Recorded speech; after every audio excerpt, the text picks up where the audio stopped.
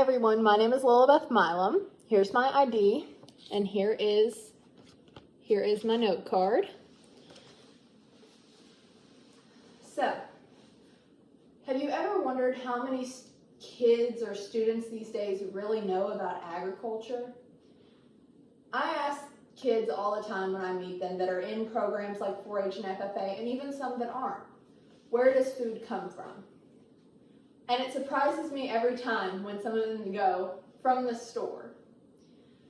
Not only does it surprise me, but it bothers me a little bit that students don't know where this stuff is coming from. They don't understand the importance of not only farming, but just agriculture in general.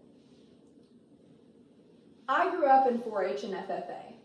Now, that is where a lot of my agricultural experiences came from. But before that, before I was 9 years old and able to start in 4-H, I lived on 60 acres with a farm, livestock, all kinds of stuff. So I grew up that way. But students who don't grow up that way don't understand it quite as well. So my topic of my persuasive speech is going to be the integration of agriculture into public school education. So today I'm going to talk about the problems caused by a lack of agricultural education. Then I'm going to talk about how we can solve it. And then I'm going to talk about the benefits of young people having education in agriculture. So first things first, the problem. Kids are growing up with no understanding of food system, soil health, or animal welfare. Without agricultural literacy, students are less likely to make informed decisions. Once these students get into adulthood and they're having to vote on bills, on policies, on all kinds of stuff, they need to be able to make informed decisions. How many of those students are really going to go out of their way to learn about these things? Now, there's going to be some students who don't care at all, which is okay. I didn't care about math growing up, but I sat through those classes and I learned how to do math.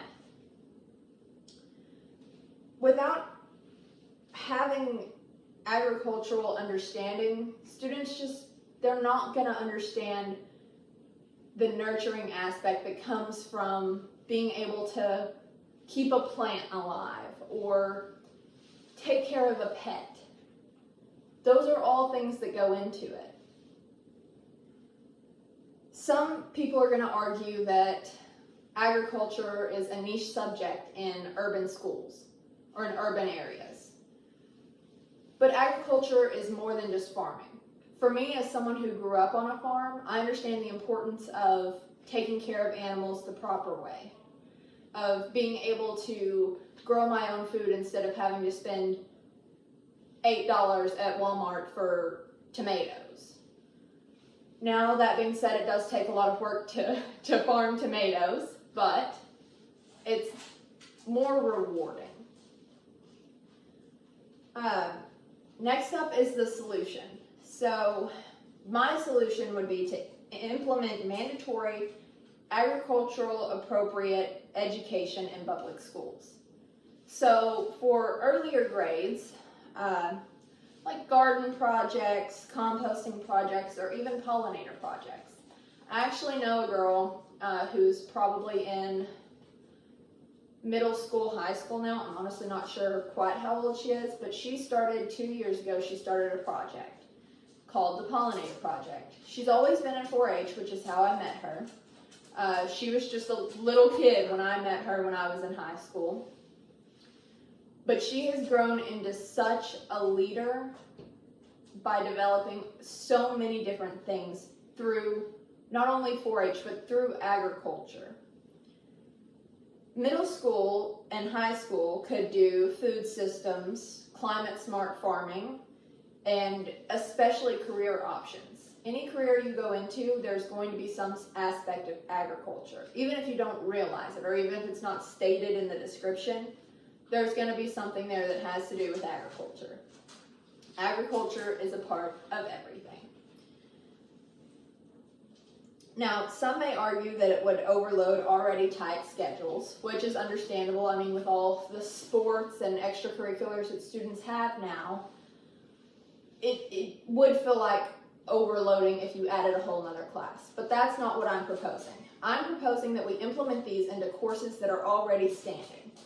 You could implement them into science, economics, or even home ec if that's still a thing in some public schools. I know it's not. When I was in high school, we did have home ec. Now I know it's kind of dwindling, kind of like agriculture. And lastly, the benefits.